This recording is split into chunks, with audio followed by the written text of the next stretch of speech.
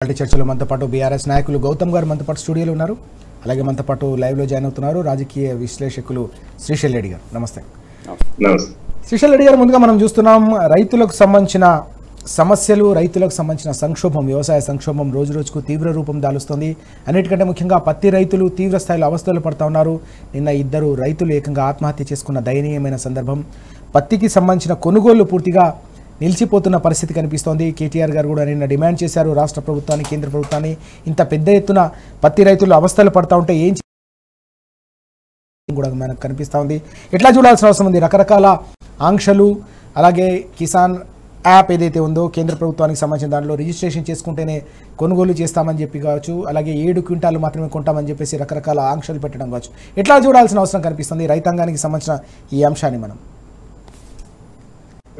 రాజు గారు, ముందుగా గౌతమ్ గారు నమస్తే, అండ్ రాజు గారు మీకు కూడా నమస్తే. ప్రేక్షకులందరికీ రాజు గారు, ఇది యాక్చువల్గా మీరు ఈ వ్యవసాయ సంక్షోభం అన్నారు కదా, నిజానికి ఇప్పుడు కాదు, భారతదేశంలో అనాదిగా వ్యవసాయ సంక్షోభం, ఇప్పుడు కూడా వ్యవసాయ సంక్షోభం అనేది ఏమీ లేదు రాజు గారు. ఇప్పుడు విత్తనాలు అమ్మేవాళ్ళు, ఎరువులు అమ్మేవాళ్ళు, పురుగు మందులు అమ్మేవాళ్ళు అందరూ, దళారీలు అందరూ మంచిగానే ఉన్నారు.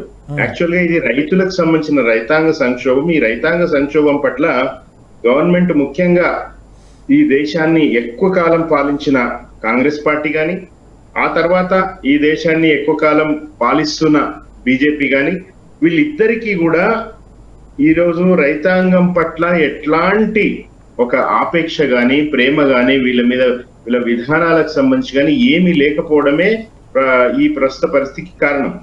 కాంగ్రెస్ అనే ఒక జాతీయ పార్టీగా చెప్పుకునే ఒక పార్టీ ఇక్కడ తెలంగాణలో అధికారంలోకి వచ్చిన తర్వాత ఇది మరింత లాస్ట్ 2 సంవత్సరాలలో కని విని ఎరగనంతగా ఈ రోజు రైతుల మీద కక్ష కడతా ఉన్నది కాంగ్రెస్ పార్టీ ప్రభుత్వం రేవంత్ రెడ్డి హయాంలో అనేది చాలా చాలా చాలా స్పష్టంగా మనకి గమనిస్తుంది. ఒకవైపు ఈరోజు ఈ ప్రకృతి వైపరీత్యాలు, అంటే అకాల వర్షాలు, పంట నష్టాలు, తర్వాత తేమ పెరిగి ఉండడం, కారణాలు ఏవైనా కావచ్చు, దానికి రైతులు కాదు కదా దానికి బాధ్యులు.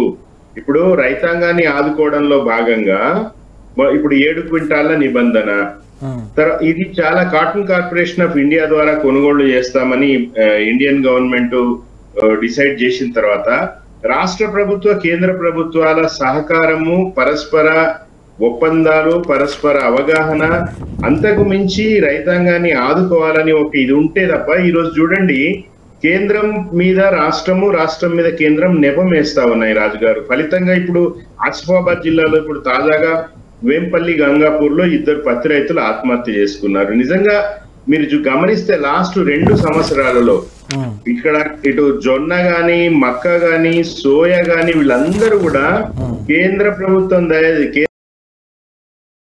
అంటారు, రాష్ట్ర ప్రభుత్వానికి సంబంధించి ఇప్పుడు ఒకటి పంట నష్టం గానీ, లేకపోతే పంటల కొనుగోలు గానీ, ప్రతిదీ రాష్ట్ర ప్రభుత్వం రిక్వెస్ట్ చేయడం, రాష్ట్ర ప్రభుత్వం మాకు ఇండెంట్ పెట్టట్లేదు. మన యూరియాకి సంబంధించి కూడా ఇదే ప్రహసనం జరిగింది.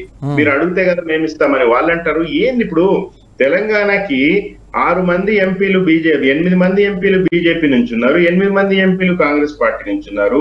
తెలంగాణకి 2 కేంద్ర మంత్రులు ఉన్నారు బీజేపీ నుంచి. ఈ రోజు కూడా బండి సంజయ్, ఈ రోజు చూడండి పేపర్లల్లా, జూబ్లీహిల్స్ ఉప ఎన్నిక తర్వాత హిందువులంతా ఏకం కావాల్సిన అవసరం వచ్చింది అంటాడు. ఈ రోజు కూడా ఏది 17,000 ఓట్లు వచ్చి లాస్ట్ ఎలక్షన్ కంటే తక్కువ తెచ్చుకుని డిపాజిట్ కోల్పోయిన సందర్భంలో జూబిలీస్ లో ఉన్న 4 లక్షల మంది ఓటర్లలో 3 లక్షల మంది హిందువులే కదా. అప్పుడు ఓట్లేసిన వాళ్ళలో 70% హిందువులే. మరి వేయలేదు కదా వాళ్ళు బీజేపీకి. గమనించాల్సింది బీజేపీ ఏంటంటే, ఈ రోజు ప్రజలు చాలా చాలా చైతన్యవంతంగా ఉన్నారు, అందరూ గమనిస్తా ఉన్నారు. మీరిద్దరు ఈ 2 పార్టీల ఎంపీలు కలిసి కూర్చుని ప్రతి అంశము, అది రిజర్వేషన్లు కావచ్చు, లేతే కేంద్రము ప్రమేయం ఉన్న వ్యవసాయానికి సంబంధించిన యూరియాలు, ఎరువులు, పురుగు మందు సంబంధించి, ఎక్స్పోర్ట్ కి సంబంధించి దురదృష్టవశాత్తు రాజుగారు ఏమైందంటే, ఈ వ్యవసాయం అనేది స్టేట్ సబ్జెక్ట్ గా ఉంది, రాజ్యాంగంలో స్టేట్ సబ్జెక్ట్ గా ఉంది. కానీ కేంద్ర ప్రభుత్వం చేతిలో చాలా అంశాలు ఉంటాయి. కాబట్టి కేసీఆర్ గారు పదే చెప్పింది. కేసీఆర్ గారు వ్యవసాయానికి ఎంత పెద్దపీట వేసిరో అది కేవలం ఒక రైతు బంధు, రుణమాఫీ అంశాలు, రైతు మన ఆపత్ కాదు, 24 గంటల కరెంటు, తర్వాత నాణ్యమైన కడుపు నిండా నీళ్లు ఆయన భాషలో చెప్పాలనుకుంటే ఇట్లాంటివి కాదు. పంట కొనుగోళ్లు కానీ, రైతు వేదికలు కానీ, మొత్తానికి వ్యవసాయానికి సంబంధించి, రైతాంగానికి సంబంధించి కేసీఆర్ గారు ఒక పెద్ద ఆలోచన చేసి విధానాలు రూపకల్పన చేసిరు. దేశమంతా కూడా ఇట్లాంటి విధానాలు రావాలన్నారు. నరేంద్ర మోడీ గారి హయాంలో వ్యవసాయ చట్టాలు తీసుకొచ్చినప్పుడు మొత్తం ఎంతమంది ఢిల్లీ సరిహద్దులలో ఎంతమంది రైతులు నిరసనకు దిగినరు, వాళ్ళు చట్టాలు వెనక్కి తీసుకున్నారు తప్ప ఈ రోజు కేంద్ర ప్రభుత్వం సోయి లేకుండా చేస్తా ఉన్నది. సో వీటన్నిటి పట్ల కాంగ్రెస్ పార్టీ, రేవంత్ రెడ్డి ప్రభుత్వం చిత్తశుద్ధి లేకపోవడానికి ప్రధాన కారణం. నిన్న చంద్రబాబు నాయుడు, రేవంత్ రెడ్డి ఇద్దరు హైదరాబాద్ లో కూర్చొని ముసిముసి నవ్వుతూ మాట్లాడుకుంటున్నారు.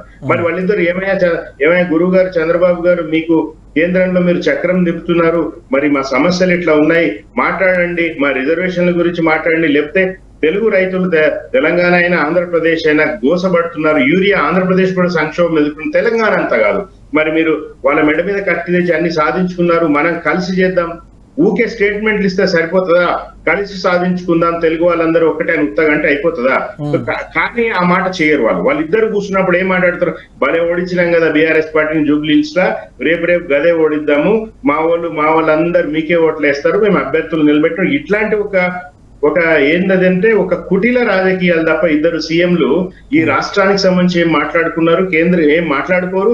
కేంద్రంలో వాళ్ళ మీద మనం మాట్లాడి ప్రెజర్ తెచ్చే మనం సాధించుకుందాం తెలుగు వాళ్ళకి, తెలంగాణ వాళ్ళకి, ఆంధ్ర వాళ్ళకి అనేది ఇద్దరికి లేదు రాజు గారు. ముఖ్యంగా తెలంగాణ ఇందులో నష్టపోవడానికి నంబర్ 1 దోషి రేవంత్ రెడ్డి, కాంగ్రెస్ ప్రభుత్వం స్టేట్ లో, ఆ తర్వాత ప్రధాన దోషి బీజేపీ పార్టీ రాజు గారు.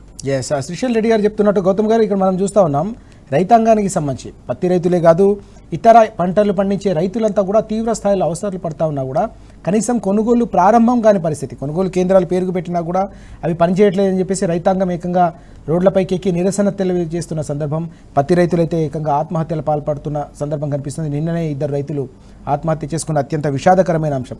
ఈ క్రమంలోనే కేంద్రం, రాష్ట్రం రెండు కూడా మొద్దు నిద్రను వీడాలని చెప్పేసి కేటీఆర్ గారు చేసిన కీలకమైన డిమాండ్ మనం ఎట్లా అర్థం చేసుకోవాలి?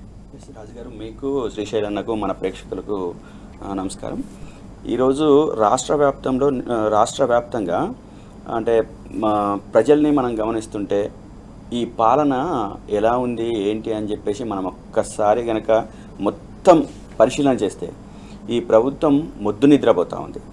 ఎవరికి సంబంధించిన అంశాలలో కానీ ప్రభుత్వం ఒక న్యాయం వైపుగా, ఒక మంచి పరిపాలన వైపుగా ఈ తెలంగాణ రాష్ట్రాన్ని అగ్రశ్రేణిలో ఉంచడం కోసం ఒక ప్రయత్నం చేస్తుందని చెప్పేసి అనుకోవడానికి ఎక్కడ కూడా కనపడట్లేదు.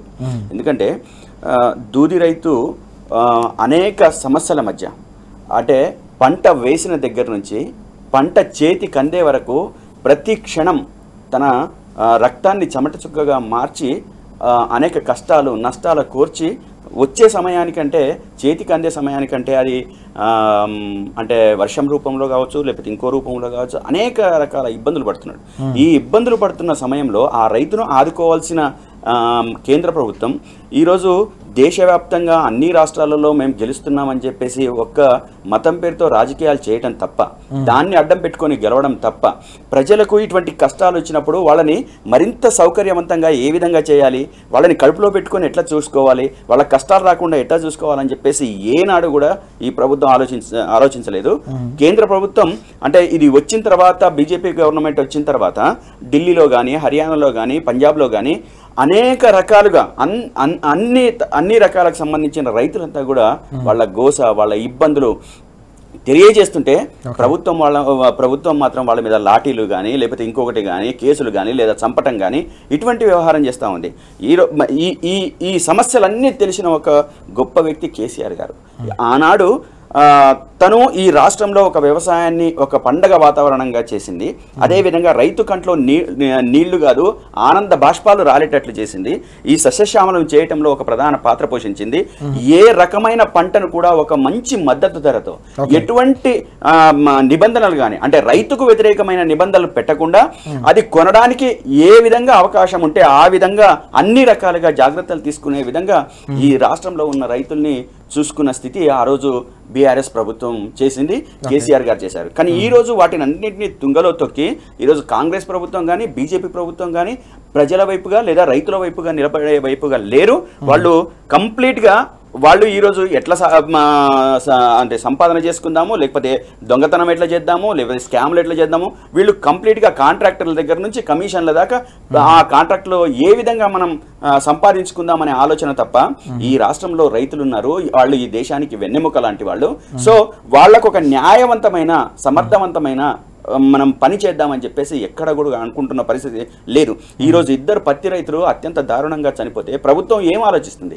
వాళ్ళ మీద వాళ్ళ కుటుంబాలకు ఏం సహాయం చేయాలని చెప్పేసి అనుకుంటుంది. లేదా పత్తి కొనుగోలులో నిబంధనల్ని సరళతరం చేసి వాళ్ళ సరళతరం చేసిన తర్వాత వాళ్ళకి ఎటువంటి సహాయాన్ని అందించాలని చెప్పేసి అనుకోవాలి అని చెప్పేసి ఎక్కడ కూడా వాళ్ళు ఆలోచిస్తున్న పరిస్థితి అయితే మనకు కనపడలేదు రాజు గారు.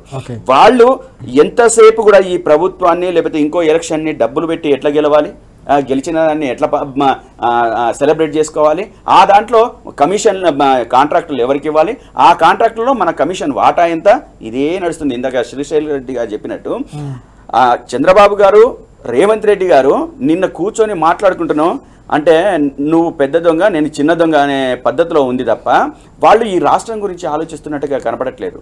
ఓటుకు నోటు విషయంలో దొంగలుగా బయటపడ్డ వాళ్ళు ప్రజల గురించి ఎక్కడన్నా కలిస్తే వాళ్ళ చర్చల్లో ప్రజలే ప్రధాన ఎజెండా ఉంటుందని చెప్పేసి నేనైతే అనుకోవట్లేదు. ఈ తెలంగాణ రాష్ట్ర ప్రజలైతే అసలే అనుకోవట్లేదు. ఈరోజు వాళ్ళ రాష్ట్రంలో మొన్న వచ్చిన మోంతా తుఫాన్తో నష్టపోయిన రైతులు కావచ్చు, ఇక్కడ ఈ రకంగా ఈ దూది రైతులు కావచ్చు, లేకపోతే మన వడ్లు కొనే విషయంలో కావచ్చు, ప్రతి విషయంలో కూడా అనేక సమస్యలు తాండవిస్తుంటే ఈరోజు ముసిముసి నవ్వుకుంటూ పక్క రాష్ట్రం సీఎంతో మాట్లాడుకునే దుస్థితి రాష్ట్రానికి పట్టింది అని చెప్పేసానంటే ఈరోజు తెలంగాణ ప్రజలు చాలా సీరియస్గా ఆలోచిస్తున్నారు. ఏంటి ఈ దుస్థితి మనకు ఇప్పటికీ అంటే గతంలో ఏదైతే బీఆర్ఎస్ పార్టీని అధికారం నుంచి ఎందుకు దింపాము, అసలు దింపాల్సిన అవసరం ఏమొచ్చింది, మనం చాలా చల్లగా ఉన్నవాళ్ళము, చాలా ఆనందంగా ఉన్నవాళ్ళము, ఈరోజు మనం ఎందుకు ఇన్ని కష్టాలు కొని తెచ్చుకోవాల్సిన పరిస్థితికి వచ్చాము అని చెప్పేసి నిక్కచ్చిగా మాట్లాడుకుంటున్న పరిస్థితి ఈరోజు రాష్ట్ర వ్యాప్తంగా మొత్తం తెలంగాణ వ్యాప్తంగా మాట్లాడుకుంటున్నారు ప్రజలు.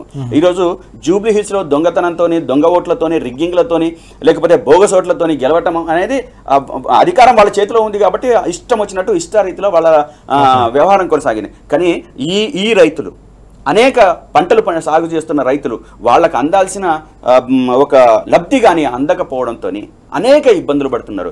కాబట్టి వాళ్ళ మనసులో ఈరోజు ఈ క్షణంలో మనం రాష్ట్ర వ్యాప్తంగా ఏ విధంగా ఎన్నికలు వచ్చినా మనం బీఆర్ఎస్ పార్టీని గెలుపొందించుకోవాలి, అదేవిధంగా కేసీఆర్ గారిని అధికారంలో కూర్చోబెట్టాలని చెప్పేసి మళ్ళీ సీఎంగా చూడాలని చెప్పేసి అనేక సందర్భాలు అంటే నేను ఆయా సందర్భాల్లో నేను ట్రైన్లో ప్రయాణించినప్పుడు, బస్సులలో ప్రయాణించినప్పుడు పక్కన వాళ్ళు మాట్లాడుకున్నారు, మనం సైలెంట్గా కూర్చున్నప్పుడు పక్కకు మాట్లాడుకుంటున్నారు.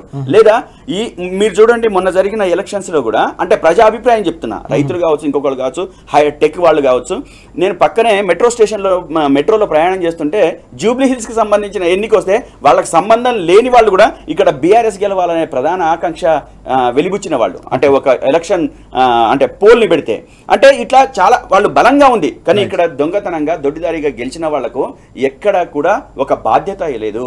ఈరోజు కేటీఆర్ గారు బ్రహ్మాండంగా ఈ రైతుల్ని పట్టించుకునేది ఎవరు, ఈ నిబంధనల వల్ల నష్టపోతున్న వాళ్ళు ఎవరు, వాళ్లకు ప్రతి రైతుకు 2,000 రూపాయలు 1000 నుంచి 2,000 రూపాయలు నష్టపోతుంటే ఈరోజు మద్దతు ధర ఇవ్వకుండా మీరు ఏం డ్రామాలు చేస్తున్నారని చెప్పేసి నిలదీస్తుంటే ఈ ప్రభుత్వంలో ఉన్న అధికారులకు కానీ రేవంత్ రెడ్డి గారికి కానీ మంత్రులకు కానీ అంటే పట్టింపు లేదా, బాధ్యత లేదా, ఈ రైతుల్ని పట్టించుకోవాల్సిన అవసరం లేదా, ఏం చేస్తున్నారు మీరు? ఈ వెంటనే చర్యలు తీసుకోవాలి. ప్రధాన ప్రతిపక్షంలో ఉన్న నాయకులు కేటీఆర్ గారు ఈ రోజు ఒక అంశాన్ని ముందు పెట్టినప్పుడు ఇమ్మీడియట్ గా ప్రభుత్వం దాని మీద చర్యలు తీసుకోవాలి, ఆలోచించాలి, కూర్చోవాలి. కానీ అటువంటిది ఏం లేదు. ఎంతసేపు వాళ్ళ కాంగ్రెస్ భవన్లో కావచ్చు, లేకపోతే క్యాబినెట్లో కావచ్చు, వాళ్ళ కాంట్రాక్టుల విషయంలో ఎట్లా దోపిడీ విషయం మాట్లాడుకోవాలి, ఎవరెవరు ఎంత పంచుకోవాలి, దాని మీద వచ్చే తగాదాలని అక్కడ ఎట్లా చర్చించాలనేది ఉంది తప్ప ఈ ప్రజలకు నిజంగా న్యాయం చేద్దామని చెప్పేసి, ప్రజల వైపు పక్షపాతంగా ఆలోచిద్దామని చెప్పేసి, రైతుల పక్షపాతిగా నిలవాలని చెప్పేసి ఎక్కడ కూడా అనుకుంటున్న దాఖలాలు లేవు. ఖచ్చితంగా ఇది కాంగ్రెస్ ప్రభుత్వం, మా కేటీఆర్ గారు పదే చెప్తారు, కాంగ్రెస్ ఈరోజు ప్రభుత్వాన్ని నడపట్లేదు, ఇది సర్కస్ ని నడుపుతుంది, ఈ సర్కస్ లో భాగంగానే ఇవన్నీ కొనసాగుతున్నాయని చెప్పేసి గతంలో చాలా సార్లు చెప్పారు. ఇప్పటికీ ఇటువంటి విషయాలు చూస్తున్నప్పుడు ఇది 100కు 1000% కరెక్ట్ అని చెప్పేసి అనిపిస్తుంది. మనం చూస్తా ఉన్నాం రాష్ట్రంలో రైతాంగం తీవ్ర స్థాయిలో సంక్షోభంలో కూరుకుపోతున్న పరిస్థితులు కనిపిస్తున్నాయని చెప్పి శ్రీశైల్ గారు అలాగే గౌతమ్ గారు కూడా చెప్తున్న సందర్భాన్ని మనం చూస్తున్నాం. అన్నిటికంటే ముఖ్యంగా పత్తి రైతులు ఏకంగా ఆత్మహత్యలకు పాల్పడడం అనేది అత్యంత విషాదకరం, అత్యంత బాధాకరం. ఇప్పటికైనా కేంద్రంలోని బీజేపీ కావచ్చు రాష్ట్రంలోని కాంగ్రెస్ ప్రభుత్వం కళ్ళు తెరవాలి, మొద్దు నిద్రను వీడాలనే డిమాండ్ కూడా ఊపందుకుంటున్న సందర్భం. నిన్న కేటీఆర్ గారు కీలకమైన అంశాన్ని ప్రస్తావించారు. ఇప్పటికైనా రాష్ట్రం నుంచి గెలిచిన ఎంపీలు కేంద్ర ప్రభుత్వంపై ఒత్తిడి తీసుకొచ్చి రాష్ట్రంలో రైతులు ఎదుర్కొంటున్న, అన్నిటికంటే ముఖ్యంగా పత్తి రైతులు ఎదుర్కొంటున్న ఈ కష్టాలను తీర్చాల్సిన బాధ్యత వారిపై ఉందనే డిమాండ్ కూడా మనం చూస్తూ ఉన్నాం. శ్రీశైల్ గారు, మరొక కీలకమైన అంశం కూడా మనకు కనిపిస్తుంది. రాజీనామా దిశగా దానం కడియం అంటూ మరో కీలకమైన వార్త కూడా ఈరోజు మన పత్రికల్లో చూస్తూ ఉన్నాం.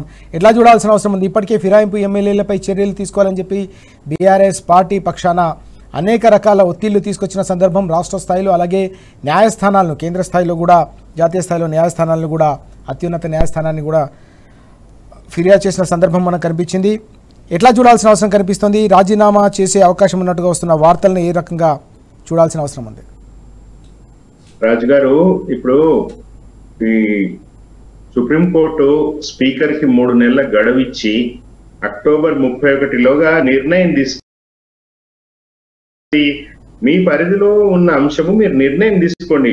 న్యాయస్థానాలు జోక్యం చేసుకుంటే తప్ప రాజ్యాంగబద్ధ విలువలు అనేవి అవి నిలబడవు అనే పరిస్థితి రావడం చాలా దురదృష్టకరం. సో అక్టోబర్ 31 గడువు అయిపోయింది, మీరు నిర్ణయం ప్రకటించండి. స్పీకర్ ఆయనేమో ఎమ్మెల్యే తాత్సారం చేస్తూ ఎమ్మెల్యేలందరినీ ఆయన విచారణకి పిలుస్తా అని చెప్పి ఇప్పటికి 8 మందిని 2 విడతలుగా విచారణ అయిపోయింది. ఈ ఆయన నిర్ణయం వెలువరించాల.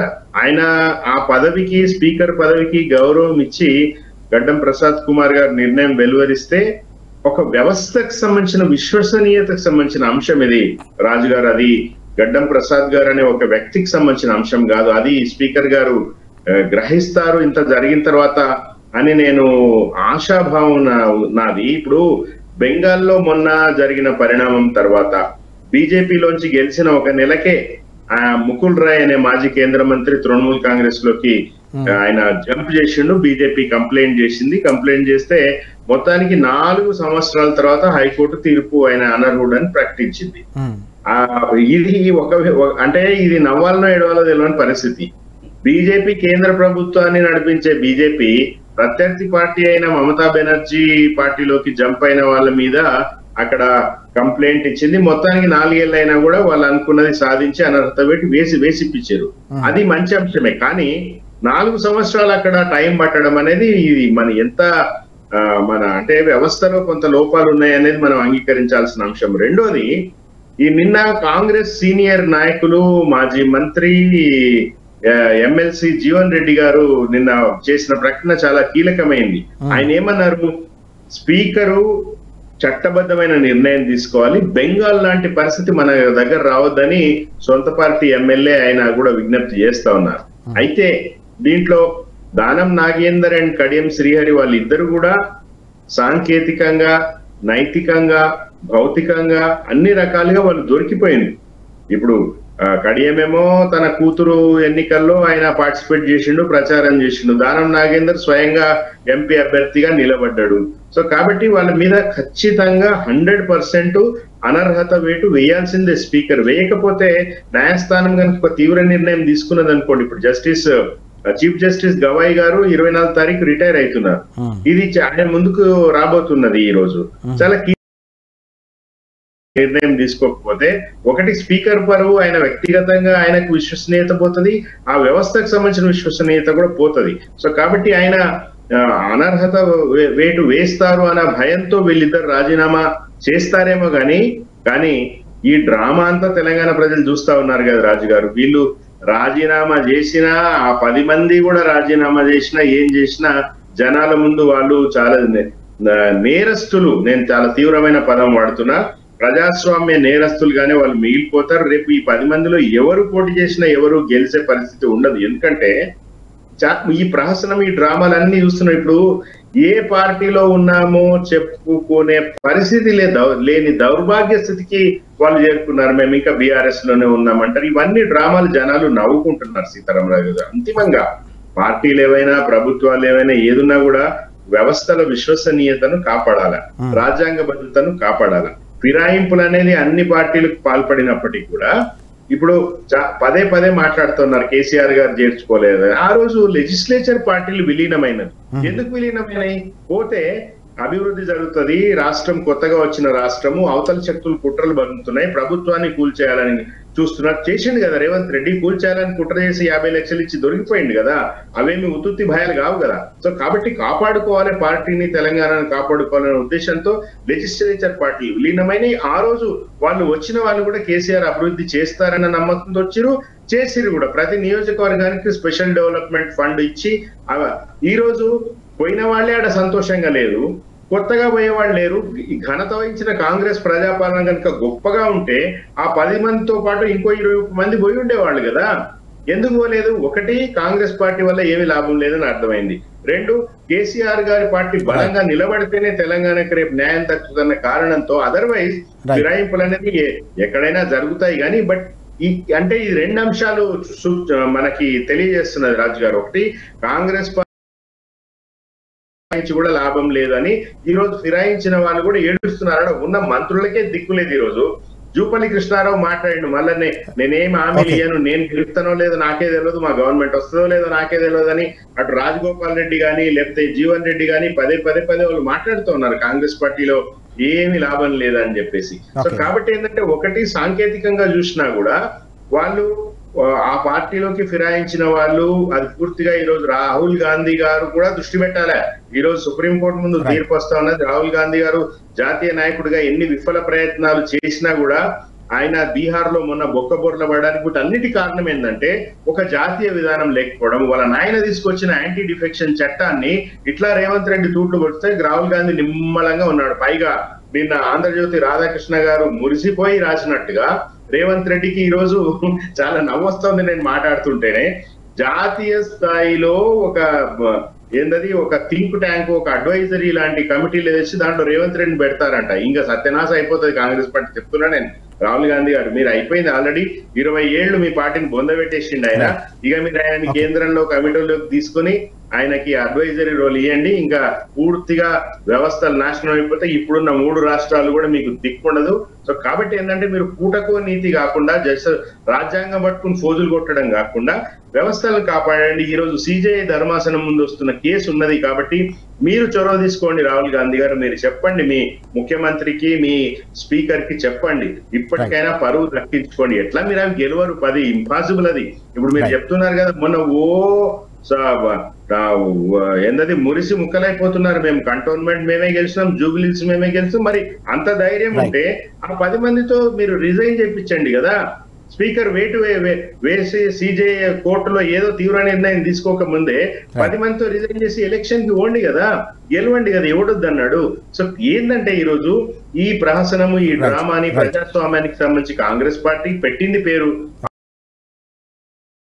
ఇందిరాగాంధీ చేసిన పని కావచ్చు, ముఖ్యమంత్రుల్ని అవమానించడం కావచ్చు, కాంగ్రెస్ పార్టీ చేసిన దరిద్రాన్ని బీజేపీ ఇంకో లెవెల్ కి తీసుకుపోయింది, అది వేరే అంశం. కానీ బట్ బేసికలీ అంటే ఈ రోజు దేశంలో ప్రజాస్వామ్యానికి ఒక బద్ధ శత్రువుగా జాతీయ పార్టీ అనే పేరు చెప్పుకునే కాంగ్రెస్ పార్టీ ఉన్నది. ఖచ్చితంగా న్యాయస్థానంలో వీళ్ళకి చాలా ఇద్దరు రిజైన్ చేస్తారా చేయరా అనేది ఇక వాళ్ళ ఇష్టం, కానీ చేసినా చేయకపోయినా దక్కే పరువు అయితే ఏమీ లేదు రాజు గారు. ఆ 10 మంది కూడా అయిపోయింది, వాళ్ళ కథ ఓడిచిపోయింది, కాంగ్రెస్ పార్టీ కథ కూడా ఓడిచిపోయింది. ఈ జూబ్లీహిల్స్ అనేది సరే, ఇక అధికారంలో ఉన్న పార్టీకి ఉండే ఎడ్జ్ రకరకాల కారణాల దౌర్జన్యాల వాళ్ళు గెలిచారు తప్ప వేరే ఏం కాదు. నిజంగా ధైర్యం ఉంటే నేను మరోసారి ఛాలెంజ్ విసురుతున్నా, చెయ్యండి, రిజైన్ చేయించి కంటెస్ట్ చేయండి, చూద్దాం.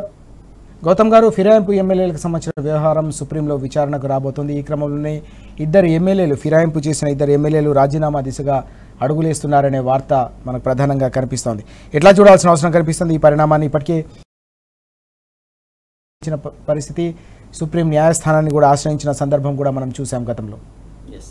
అంటే కలుగులో ఉన్న ఇలకలన్నీ ఇప్పుడు బయటకు వస్తున్నాయి. అంటే గతంలో ఉన్న మన బీఆర్ఎస్ పార్టీ చేసిన కృషి ఏదైతే ఉందో, రాజ్యాంగానికి విరుద్ధంగా ప్రజాస్వామ్యానికి పెట్టిన దెబ్బ పడే విధంగా కాంగ్రెస్ పార్టీ ఏదైతే వ్యవహరిస్తూ ఉందో, దానికి వ్యతిరేకంగా ఇక్కడ స్టేట్లో కావచ్చు, అక్కడ సెంట్రల్లో కావచ్చు, సుప్రీంకోర్టు గడప దొక్కి మన పార్టీ ఈ ఖచ్చితంగా నిర్ణయం తీసుకోవాల్సిందే, ప్రభుత్వం ఈ ఫిరాయింపుల మీద నిర్ణయం తీసుకోవాల్సిందని చెప్పేసి మనం చెప్తే ఎక్కడా కూడా ప్రభుత్వం ఎక్కడా స్పందించలేదు.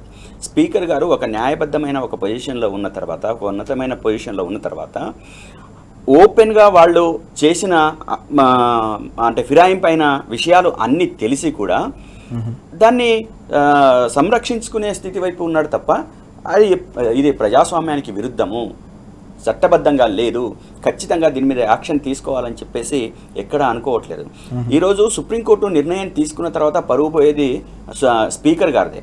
ఒక 3 నెలల సమయం ఇచ్చి ఈ సమయాన్ని బట్టి ఖచ్చితంగా దీని మీద మీరు యాక్షన్ తీసుకోండి, దీంట్లో మేము తలదూర్చే విధంగా చేయకండి అని చెప్పేసి చెప్పిన తర్వాత కూడా, క్లియర్ కట్గా నోటీస్ పెట్టిన తర్వాత కూడా ఇప్పటికీ కూడా వాళ్ళు ఏదో డ్రామాలు చేసి పిలిచి ఏదో మాట్లాడి ఏది పంపించడం తప్ప వాళ్ళు చేసింది ఏం లేదు. ఈరోజు నేనేమనుకుంటున్నానంటే గవాయి గారు రిటైర్ అయిపోయే ముందు ఒక సంచలనాత్మకమైన తీర్పు రావాలని చెప్పేసి అయితే నేను బలంగా ఆకాంక్షిస్తున్నాను. ఎందుకంటే తన థాట్స్, తన ప్రోగ్రెసివ్ ఐడియాలజీ, ఏదైతే సమాజం పట్ల ఆయనకున్న నిబద్ధత, ఒక పక్షపాతంగా ఉండే ప్రజల పట్ల పక్షపాతంగా ఉండే విధానము చాలా చాలా ఎక్సలెంట్ ఉంటుంది. కాబట్టి ఇది కూడా ఒక దెబ్బ కాబోతుంది. ఖచ్చితంగా ఫిరాయింపుదారుల మీద ఒక స్పష్టమైన నిర్ణయం గవాయి గారు ఇవ్వబోతున్నారని చెప్పేసి అయితే నేను అనుకుంటున్నా. ఎందుకంటే ఒక ప్రజాస్వామ్యంలో స్పీకర్ నిర్వహించాల్సిన పాత్ర ఏదైతే ఉందో అది నిర్వహించకపోవడం అనేది చాలా చాలా చాలా దారుణం.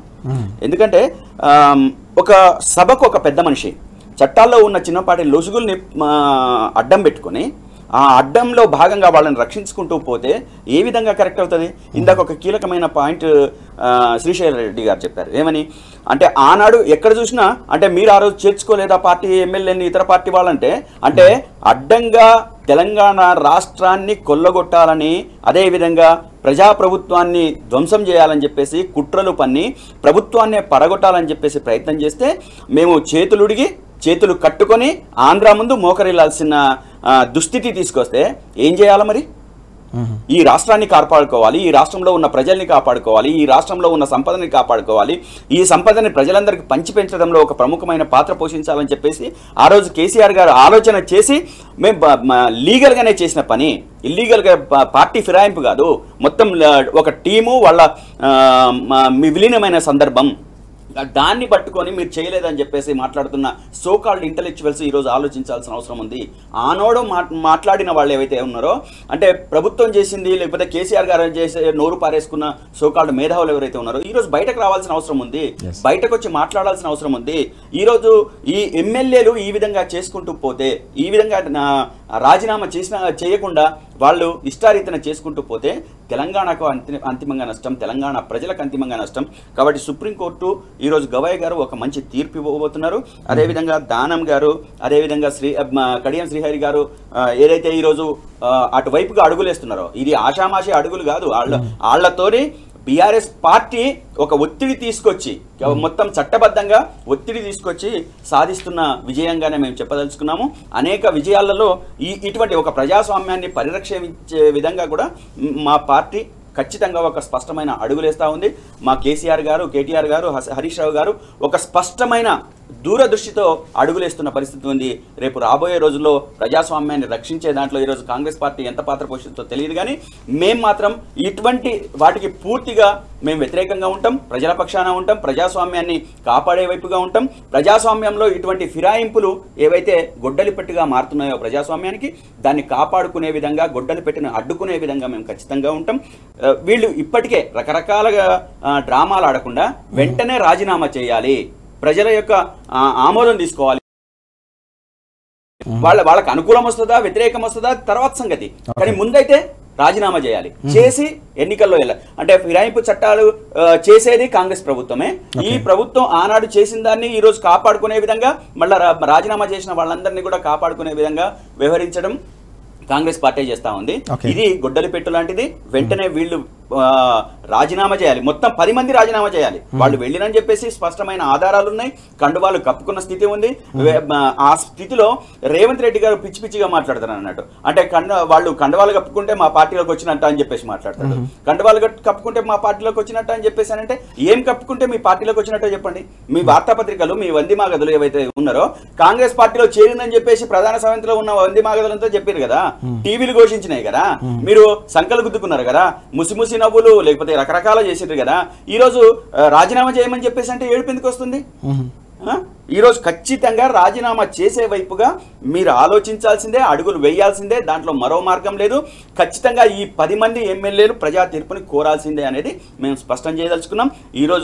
ఈరోజు సుప్రీంకోర్టు ఇచ్చే తీర్పు చాలా కీలకం కాబోతుందని చెప్పేసి అయితే స్పష్టంగా చూస్తా ఉన్నాం. సుప్రీంకు సంబంధించిన తీర్పుపై సర్వత్రా కూడా ఉత్కంఠ నెలకొన్న సందర్భం కూడా కనిపిస్తోంది.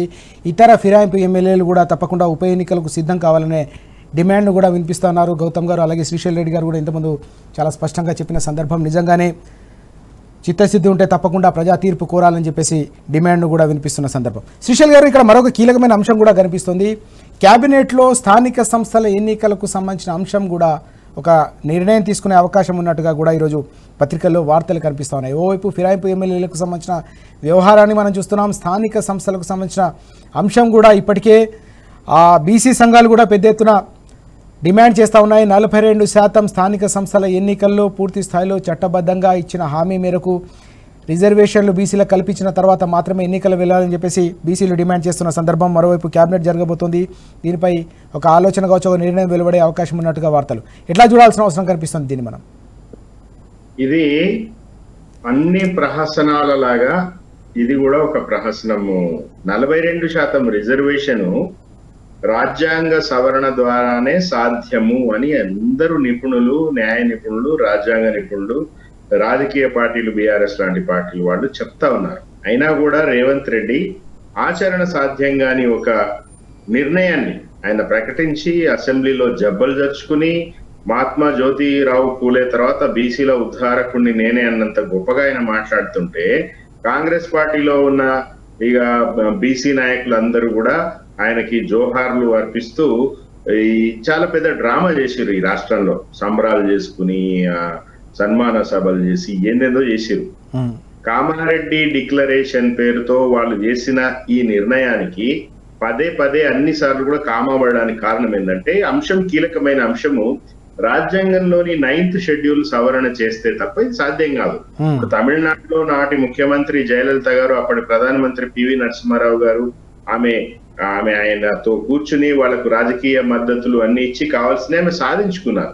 పొలిటికల్ పార్టీస్, అపోనెంట్ పార్టీసు, లేతే ప్రతిరోజు విమర్శించుకునే పార్టీలు పరస్పరం మద్దతు ఇవ్వడం వల్ల ప్రజలకి ప్రయోజనం దక్కాలి. అట్లాంటి రాజకీయం అవసరం. ఆ రోజు జయలలిత గారు, పివి నరసింహారావు గారు ఆ పని చేసిండ్రు.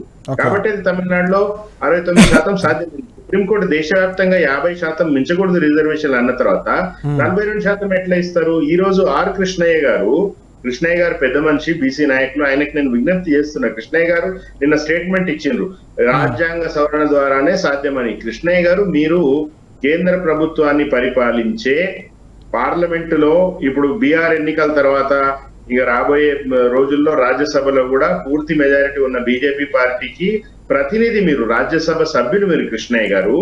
మీరు అక్కడ బీజేపీ మీద ఒత్తిడి తీసుకురండి. బీజేపీకి సంబంధించిన ఎంపీలు, కాంగ్రెస్ ఎంపీలు అందరు తలుచుకుంటే కేటీఆర్ గారు చెప్పినట్టుగా ఛాయ్ తాగినంత పని కాదు ఈ 42% రిజర్వేషన్లు సాధించడం. అది వదిలేసి మొత్తం డ్రామాలు చేస్తా ఉన్నారు. ఇంకా దారుణం ఏంటంటే కొన్ని మీడియా సంస్థలు కూడా రాస్తున్న ఏంది, రేవంత్ రెడ్డి గారు గవర్నర్ గారిని కలుస్తారంట కేబినెట్ మీటింగ్ తర్వాత. గవర్నర్ గారిని కలిసి పార్టీ పరంగా 42% మేము ఇస్తాము రిజర్వేషన్లని గవర్నర్ గారికి చెప్తారంట అని కొన్ని మీడియా సంస్థలు రాస్తున్నాయి. ఎంత నవ్వు పుట్టించేది, ఎంత మీడియా ఎంత బాధ్యతారహితంగా. ఈయన కేబినెట్ మీటింగ్ లో ఈయన ఎట్లా చేస్తున్నాడు, మీడియానే అట్లా ఆయనకు వంతపడే మీడియా అట్లా తయారైంది. ఈ రోజు ఈయన కేబినెట్ లో నిర్ణయం చేసి 42% పార్టీ పరంగా ఇస్తామని. ఏం నిర్ణయం అది? అది కేబినెట్ కి ఏం సంబంధము, ప్రభుత్వానికి ఏం సంబంధము? మీరు గాంధీ భవన్ లో కూర్చొని నిర్ణయం తీసుకోండి. మీరు 42% ఇస్తారో ఏమిస్తారో అది మీ ఇష్టం.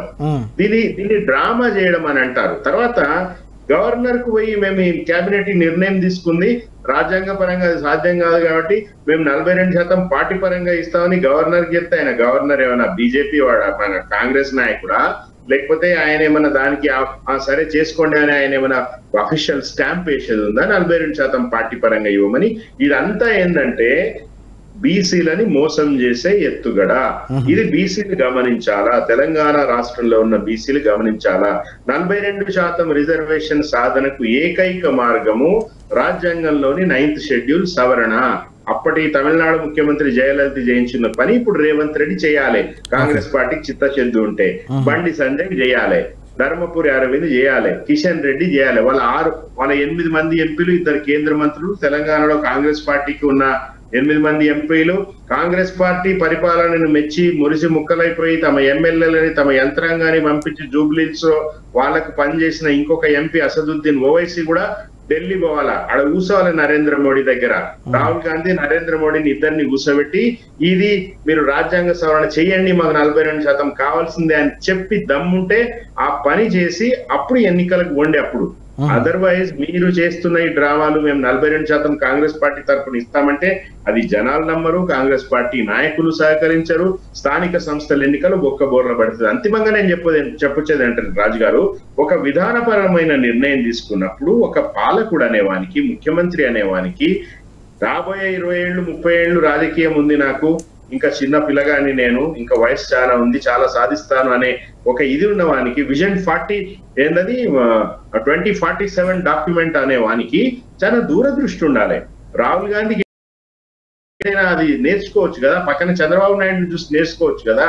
చంద్రబాబు నాయుడు ఈయనకి ఏం నేర్పిస్తున్నాడు మొత్తం ఇందాక గౌతమ్ గారు చెప్పినట్టుగా మొత్తం తెలంగాణని ఎట్లా దోయాలి, ఎట్లా బనకచర్లకు నీళ్లు తీసుకుపోవాలి, ఎట్లా బీఆర్ఎస్ పార్టీని అస్థిరపరచాలి, తద్వారా తెలంగాణ ఎట్లా కొల్లగొట్టాలి అనే తప్ప ఇట్లాంటి ఒక విధానపరమైన నిర్ణయాలు తీసుకున్నప్పుడు చాలా లోతైన ఆలోచన చేయాలి. స్టేక్ హోల్డర్ అందరినీ కూర్చోబెట్టాలి, అఖిలపక్ష రాజకీయ నాయకుల్ని, బీసీ సంఘాలని అందరినీ ఇన్వాల్వ్ చేయాలి, చట్టబద్ధంగా అది సాధించాలి తప్ప ఈ డ్రామాలు అనేది ఇవన్నీ బేకార్ అని ఈ రోజు మనం టీవీలో ముందు కాదు, రేపు స్థానిక సంస్థల ఎన్నికల్లో బీసీలే కాంగ్రెస్ పార్టీకి తెలియజెప్తారు. అప్పుడు కానీ కాంగ్రెస్ పార్టీకి పట్టిన దయ్యం వదలదని నేను భావిస్తున్నాను రాజు గారు. ప్రజలకు ఇచ్చిన గ్యారంటీలే కాదు, బీసీలకు ఇచ్చిన డిక్లరేషన్లను కూడా ప్రభుత్వం కాలరాస్తుందనే అంశాన్ని శ్రీశైల్ రెడ్డి గారు స్పష్టంగా చెప్తున్న సందర్భాన్ని మనం చూస్తున్నాం. పార్టీ పరంగా ఒకవేళ రిజర్వేషన్లు ఇవ్వకుండా కేవలం పార్టీ పరంగా మాత్రమే ఇచ్చి స్థానిక సంస్థలకు వెళ్లాలని కాంగ్రెస్ ఆలోచించేస్తే తప్పకుండా ప్రజాక్షేత్రంలో గుణపాఠం తప్పదని కూడా హెచ్చరిస్తున్న సందర్భాన్ని మనం చూస్తున్నాం. గౌతమ్ గారు, ఎట్లా చూడాల్సిన అవసరం కనిపిస్తుంది? స్థానిక సంస్థలకు సంబంధించిన వ్యవహారంలో బీసీ రిజర్వేషన్లకు సంబంధించిన అంశం రోజు రోజుకు కూడా అట్టుడుకుతున్న సందర్భం. బీసీ జేఏసీ నేతలు ఓవైపు ఒత్తిడి పెంచుతున్న పరిస్థితి.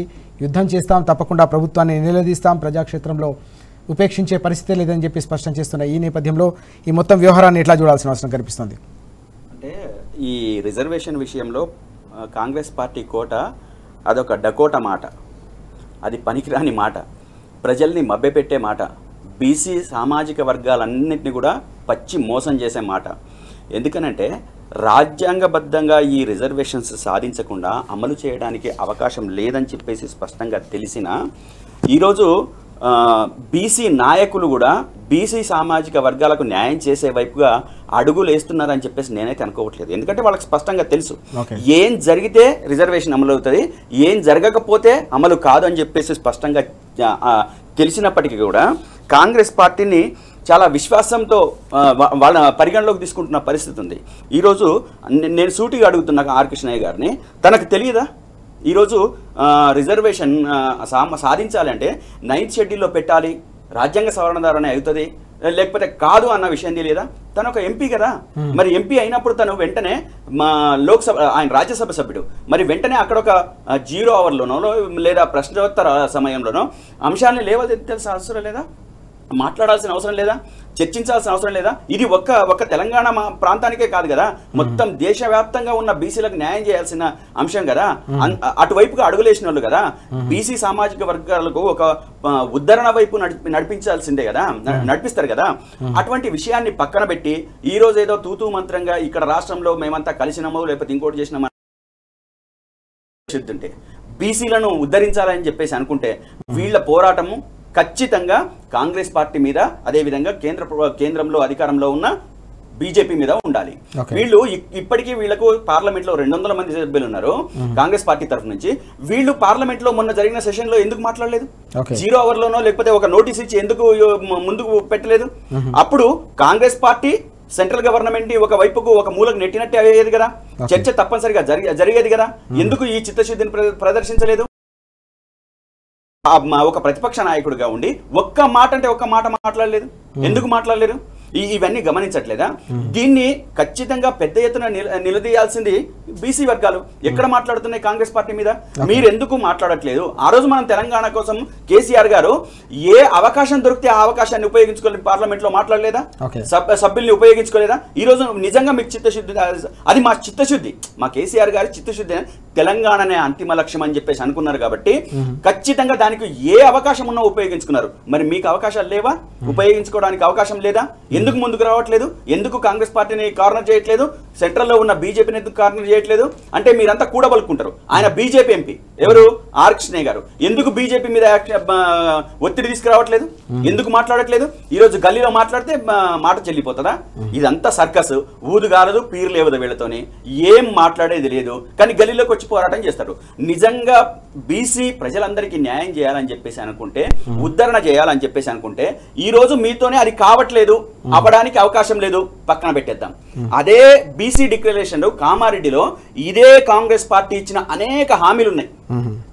ప్రతి సంవత్సరం 20,000 కోట్ల రూపాయలతోని బీసీ సామాజిక వర్గాలు మేము ఉద్ధరిస్తామని చెప్పేసి అన్నారు. ఇప్పుడు 2 సంవత్సరాలైంది, మరి 40,000 కోట్ల రూపాయలు కేటాయించిండ్రా? మేము అడుగుతున్నాం సూటిగా. దీని మీద ఎందుకు క్వశ్చన్ చేయట్లేదు మీరు? 40,000 కోట్ల రూపాయలు ఇప్పుడు పెండింగ్ లో ఉన్నాయి బీసీ సామాజిక వర్గాలకు ఇవ్వాల్సింది, ఎందుకు అడగట్లేదు? అంతేకాదు కాంట్రాక్ట్లలో కూడా ఇది వాళ్ళ చేతుల్లో ఉన్నది, సెంట్రల్ గవర్నమెంట్ తో సంబంధం లేదు, చట్ట సవరణ చేయాల్సిన అవసరం లేదు. ఈ 40 కోట్లు ఇవ్వడానికి ఎవరు అడ్డుపడ్డారు? ఎవరు మాట్లాడినరు? అంతేకాదు కాంట్రాక్ట్లలో కూడా బీసీ ప్రాతిపదిక ప్రభుత్వ సివిల్ వాళ్ళ మేనిఫెస్టోలో ఇచ్చిందే, రాసిందే. ఏది? ప్రభుత్వ సివిల్ కన్స్ట్రక్షన్ మెయింటెనెన్స్ కాంట్రాక్టులలో బీసీలకు 42% రిజర్వేషన్. ఇది ఎవరు అడ్డుకున్నారు? ఎవరు మాట్లాడినారు? ఎవరన్నా అడ్డుకోవడానికి అవకాశం ఉందా? ఎవరన్నా క్వశ్చన్ చేయడానికి అవకాశం ఉందా? ఇవ్వండి. మీరు ఎందుకు ఇవ్వలేదు? ఎందుకు ఇవ్వకుండా ఈ రోజు కాలయాపన చేస్తున్నారు? దీని మీద ఎందుకు మాట్లాడే బీసీ సామాజిక వర్గాలు, అదే విధంగా ఈ నాయకులుగా ఉన్న వాళ్ళు అనేక అంశాలు ఉన్నాయి. అంటే ఒకవైపేమో అది ఒక పెద్ద టాస్క్, ఆ టాస్క్ ని ఢీకొడుతూనే ఇవి కూడా అమలు చేసుకోవడానికి ఎందుకు ప్రయత్నం చేయట్లేదు? ఎందుకు మాట్లాడట్లేదు? ఈ కాంగ్రెస్ ప్రభుత్వం ఇచ్చిన హామీ కదా, అధికారికంగా కామారెడ్డిలో బీసీ డిక్లరేషన్ లో రాసుకున్నది కదా, మరి రాసుకున్న దాంట్లో మీరు అమలు చేయడానికి ఎందుకు అమలు చేయించుకోవడానికి ఎందుకు ప్రయత్నం చేయట్లేదు? 5 సంవత్సరాల్లో 1,00,000 కోట్ల రూపాయలు కేటాయిస్తామని చెప్పేసి అన్నారు బీసీ ఉద్ధరణకు. ఎందుకు కేటాయించాలని చెప్పేసి మాట్లాడాల్సిన అవసరం ఉంది.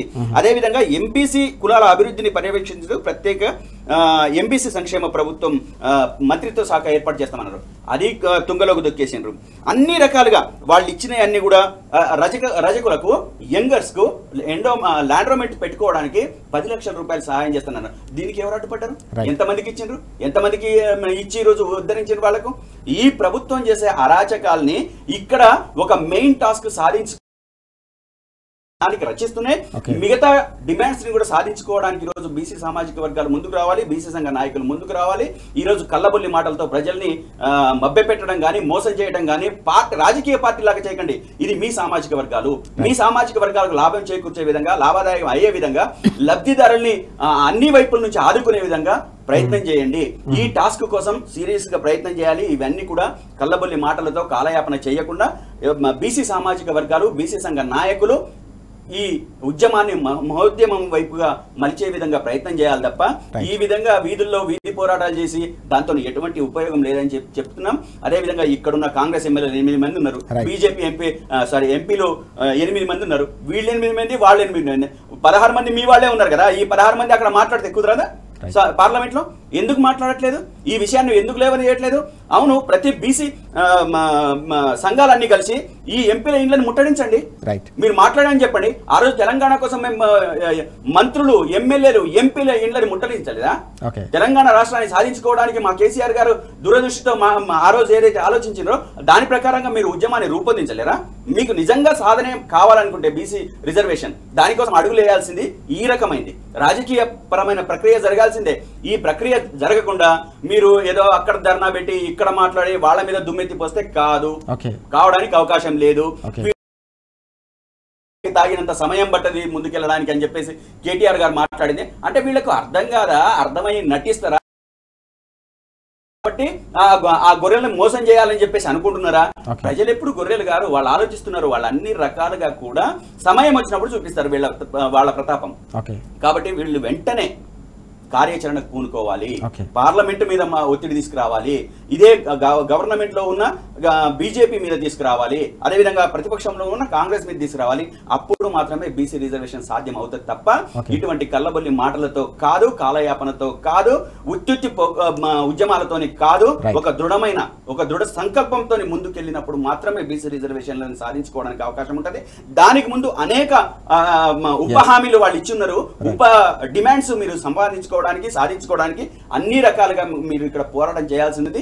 దానికోసం అందరం మీ వెనకుంటాం, మీరు సాధించుకోవడానికి. మా పార్టీగా కూడా మేము ముందుంటామని చెప్పేసి ఏనాడో మా పార్టీ అధినాయకత్వం కేసీఆర్ గారు కావచ్చు, కేటీఆర్ కావచ్చు, అందరూ చెప్పారు. కాబట్టి మేము ఖచ్చితంగా వాళ్ళకి వెనుదండుగా ఉంటాం. ఎస్, మనం చూస్తా ఉన్నాం రిజర్వేషన్లకు సంబంధించిన అంశమే కాదు, పార్టీ పరంగానే కాకుండా ప్రభుత్వ పరంగా గతంలో వాస్తవానికి రాష్ట్ర ప్రభుత్వ పరిధిలో ఉన్న అంశాలను కూడా అమలు చేయకుండా బీసీలను రాష్ట్రంలోని కాంగ్రెస్ ప్రభుత్వం వెన్నుపోటు పొడుస్తుందనే అంశాన్ని కూడా గౌతమ్ గారు ప్రస్తావిస్తున్న సందర్భం మనం చూస్తున్నాం. ఇక్కడ శ్రీశైల్ రెడ్డి గారు, ఇక్కడ మనం చూస్తే ఓవైపు బీసీలకు సంబంధించిన అంశం ఒక ఎత్తు అయితే, రాష్ట్ర వ్యాప్తంగా గ్రామీణ ప్రాంతాల్లో పేరుకుపోతున్న సమస్యలు కావచ్చు, అనేక రకాలనే అంశం కూడా మనం చూస్తూ ఉన్నాం. దీంతో పాటుగా గ్యారంటీలకు సంబంధించి, హామీలకు సంబంధించిన అమలుపై కూడా ప్రజల్లో 2 ఏళ్లు కావస్తున్నా ఇంకా కూడా అమలు కావట్లేదనే ఒక ఆవేదన, అసంతృప్తి క్షేత్రస్థాయిలో గ్రామీణ ప్రాంతాల్లో ప్రధానంగా మనం చూస్తున్నాం. ఈ క్రమంలో ఒకవేళ స్థానిక సంస్థలకు సంబంధించిన నగారా మోగితే ఏ రకంగా ఉండే అవకాశం ఉంది, ప్రజల ప్రతిస్పందన ఏ రకంగా క్షేత్రస్థాయిలో ప్రతిబింబించే అవకాశం ఉందంటే ఏం చెప్తారు? ఇది చాలా చాలా క్లియర్ గా మనందరికంటే కూడా రేవంత్ రెడ్డికి చాలా స్పష్టంగా తెలుసు. స్థానిక సంస్థల ఎన్నికలు వస్తే కాంగ్రెస్ పార్టీ ఘోర పరాజయం పాలవుతుంది తెలుసు. కాబట్టి ఆయన తాత్సారం చేస్తా వస్తున్నాడు ఎన్నికలు పెట్టడానికి. ఈ 42% రిజర్వేషన్ ఒక సాకుగా చూపుతూ కాలయాపన చేస్తున్నాడు. ఇక ఎంత మాత్రం అది సాధ్యం కాదు. రెండోది ఏంటంటే, ఈ స్థానిక సంస్థల ఎన్నికలు పెట్టకపోవడం వల్ల, కేంద్రం నుంచి వచ్చే నిధులు రాకపోవడం వల్ల గ్రామాల్లో చాలా తీవ్రమైన ఒత్తిడి కాంగ్రెస్ పార్టీ ప్రతినిధుల మీద ఉన్నది. రేపు సర్పంచులుగా పోటీ చేయబోయే వాళ్ళు, ఎంపీటీసీలు, జడ్పీటీసీలుగా పోటీ చేయబోయే వాళ్ళు కాంగ్రెస్ పార్టీలో ముందుకు రాకపోవడానికి చాలా అవకాశం ఉంది. ఎందుకంటే ఆల్రెడీ వాళ్ళ మీద చాలా తీవ్రమైన ఒత్తిడి ఉంది. 2 సంవత్సరాలు అయింది వాళ్ళు వచ్చి. తర్వాత ఈ స్థానిక సంస్థల ఎన్నికల కాల పరిమితి ముగిసి కూడా చాలా నెలలు అవుతా ఉంది. సో ఎందుకు పెట్టడం లేదు? ఇప్పుడు సర్పంచులు, స్పెషల్ ఆఫీసర్ల పరిపాలనలో సర్పంచ్లో ఉన్నప్పుడు ఏంటంటే, నిధులు వచ్చినా రాకపోయినా రేపు మళ్ళా వాళ్ళు పోటీ చేయాలి, గెలవాలి, కాబట్టి ఏదో అప్పో సొప్పో చేస్తారు. స్పెషల్ ఆఫీసర్లకి వాళ్ళకి ఏం పని, వాళ్ళు ఈ రోజు ఇటు ఉంటారు, రేపు ట్రాన్స్ఫర్ అయ్యి వెళ్ళిపోతారు.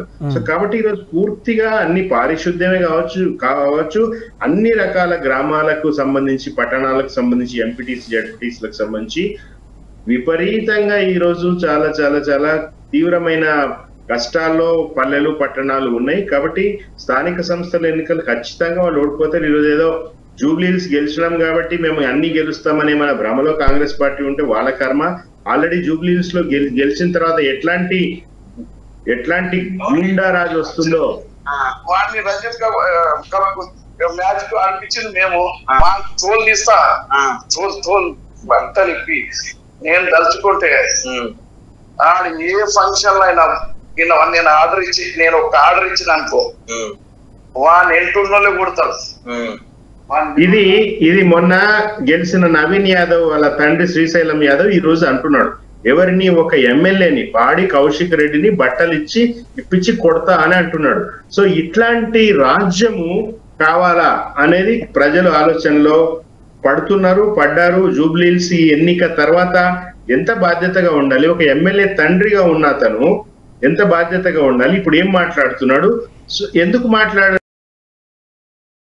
బట్టలిప్పి కొడితేనే ఇందిరమ్మ రాజ్యం గొప్పతనం అవుతుందని నవీన్ యాదవ్ అంటాడు. వాళ్ళ అందరు ఎమ్మెల్యేలు కూడా గదే మాట్లాడతారు. సో ఇవన్నీ కూడా ప్రజలు గమనిస్తా ఉన్నారు. మీరు చేయాల్సింది చేయకుండా ఈ దౌర్జన్యాలకు దిగితే ఎల్లకాలం నడుస్తుందని అనుకోకండి రేవంత్ రెడ్డి గారు. రేపు ఈ 10 మంది ఎమ్మెల్యేల వాళ్ళ అనర్హతో, రాజీనామాలో, whatever drama you want do, ఆ తర్వాత వచ్చే ఉప ఎన్నికలు లేదా స్థానిక సంస్థల ఎన్నికలు ఖచ్చితంగా కాంగ్రెస్ పార్టీకి కర్రు కాల్చి వాత పెట్టే విధంగానే ఎలక్షన్లు ఉండాలి అని కూడా ఒక తెలంగాణ క్షేమాన్ని కోరేవానిగా నేను ఆశిస్తున్నాను సీతారామరాజు గారు. చివరిగా గౌతమ్ గారు ఏం చెప్తారు? స్థానిక సంస్థలకు సంబంధించిన ఎన్నికలు వస్తే ఎట్లా ఉండే అవకాశం ఉంది గ్రామీణ ప్రాంతం? ఖచ్చితంగా ఈ రోజు మొత్తం తెలంగాణ రాష్ట్ర వ్యాప్తంగా ప్రజలంతా చాలా ఈగర్గా ఉన్నారు, ఉత్సాహంగా ఉన్నారు. ఏ రకంగానైనా కాంగ్రెస్ పార్టీకి ఒక చెంపదెబ్బ వేయాలి, ఖచ్చితంగా దాని మీద యాక్షన్ తీసుకోవాలి అని చెప్పేసి అనుకుంటున్నారు. కాబట్టి రేపు రాబోయే రోజుల్లో బీఆర్ఎస్ పార్టీకి అనుకూలంగా ఉంటుందని చెప్పేసి మేమైతే ఖచ్చితంగా ఆత్మవిశ్వాసంతో ఉన్నాం. Okay, right. మనం చూస్తా ఉన్నాం పూర్తి స్థాయిలో బీఆర్ఎస్ ఆత్మవిశ్వాసంతో ఉన్న పరిస్థితి అయితే స్పష్టంగా కనిపిస్తూ ఉంది. స్థానిక సంస్థల ఎన్నికల్లో తప్పకుండా గ్రామీణ ప్రాంతాల ప్రజలు ఇప్పటికే ప్రభుత్వంపై తీవ్ర స్థాయిలో అసంతృప్తితో ఉన్న నేపథ్యం. దీంతో పాటు హామీల అమలులో ప్రభుత్వ వైఫల్యం కూడా తప్పకుండా ఎన్నికలు వస్తే ప్రజలు తమ ఓటు ద్వారా ప్రభుత్వానికి సమాధానం చెప్పే అవకాశం కూడా స్పష్టంగా ఉందని శ్రీశైల్ రెడ్డి గారు కూడా చెప్తున్న అంశాన్ని మనం చూస్తూ ఉన్నాం. Thank you very much Gautam garu, అలాగే శ్రీశైల్ గారు చర్చలో పాల్గొన్నందుకు థ్యాంక్ యూ సో మచ్.